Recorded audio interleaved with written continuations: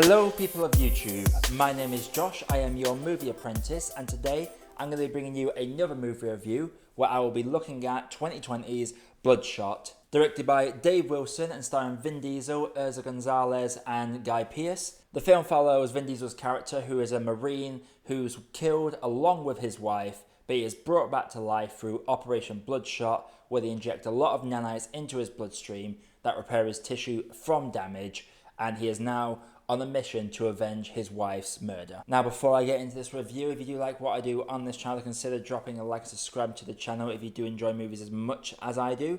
And let me know what obscure comic book movie would you want to see brought to the big screen. Let me know that down in the comments below. But without further ado, let's get right into this review. So for starters, this film has a lot of clever ideas. There are certain points of the film where revelations are made that could go in interesting directions.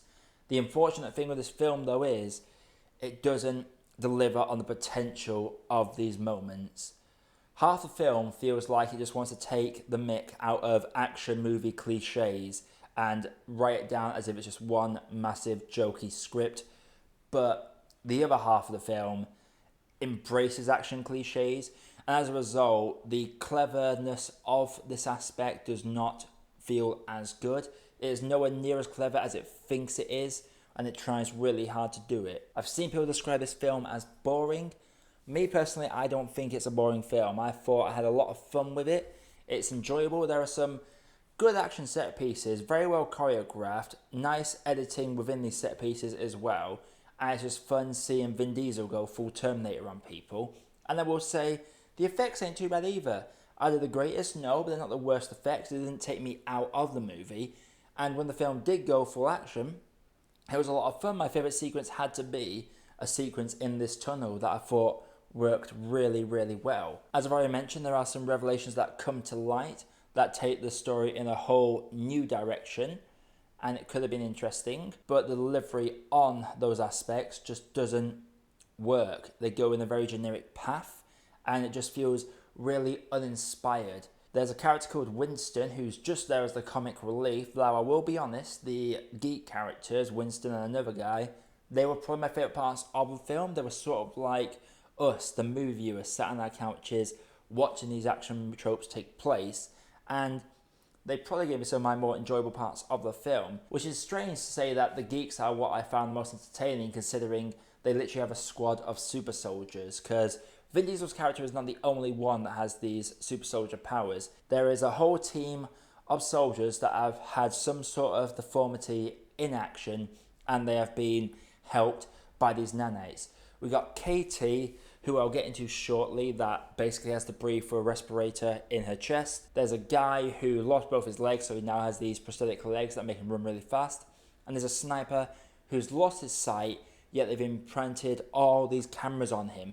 He was by far the most interesting out of these characters, yet he was one that was used the least for me, which I thought was disappointing. The amount of stuff you could have done with this character who could literally see everything, it could have worked really, really well. But unfortunately, they just wasted that character. That character is very much wasted, has no character beyond just making up the numbers. Katie is clearly there, supposed to be the badass, but she just ends up being the stereotypical, I am the female character that's going to stand up for my boss and say things are wrong and we need to tell certain things to our main character. That's all she was. That is a cliche as old as time, and it just never does as well as it thinks. I'm thankful that the film held back on having her as a romantic interest. This character could have been so much better, and it really bummed me out that we just had this same old cliche with this character. The supervillain, he was fine. I thought he was an interesting character. I like how he doesn't strike you as your normal villain, but there are just some decisions that that character makes that just feels counterproductive to what he's trying to accomplish, and again, it's just another flat villain at the end of it all. Overall, Bloodshot, action set pieces are a lot of fun apart from the final act. The last act action set piece, I'll be honest, that was boring to me, but some of the early action set pieces, fantastic.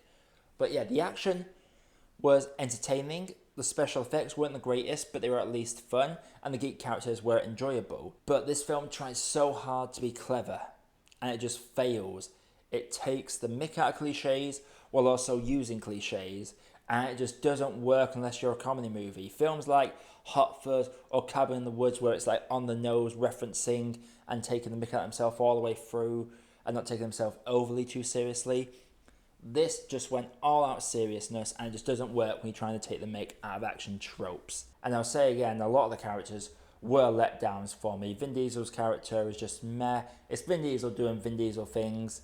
You can't really expect too much from him. And a lot of the side characters, apart from the geeks, were just there to make it the numbers. And Bloodshot, unfortunately, is yet another victim of a franchise trying to make an extended universe. And credits where it's due, it does try and tell its own story. But I don't see the series going further than what it is doing now. And yeah, it just doesn't work as well as it should do.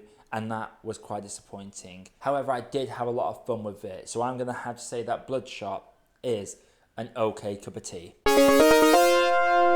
So yeah, that was a review on a film that's come out this year. This came out just before everything went to hell in the world.